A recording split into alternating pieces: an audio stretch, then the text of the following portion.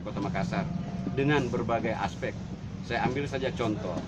Dia sekarang Ketua DPRD Kota Makassar. DPRD itu adalah perangkat bagian daripada pemerintahan daerah, pemerintahan kota. Dengan demikian punya pengetahuan, pengalaman di dalam mengelola birokrasi.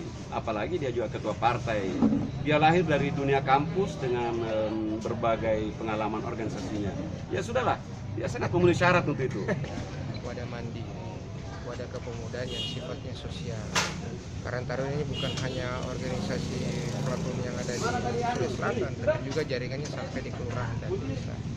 Sehingga perangkat ini harus dimediasi secara baik, mengembalikan posisi Karang Taruna sebagai wadah sosial, bukan dia menjadi wadah politik, meskipun di dalamnya berbagai unsur politik ada. Tapi itulah perbedaannya, sehingga saya selalu menghimbau di setiap rapat pimpinan dan diskusi di Karang Taruna, kita berharap wadah sosial ini tidak dicampur dengan wadah-wadah kepentingan, sehingga program-program yang kita lahirkan itu memang wadah-wadah sosial. Salah satu diantaranya adalah donor darah nasional. Mereka tetap menjaga negara kesatuan.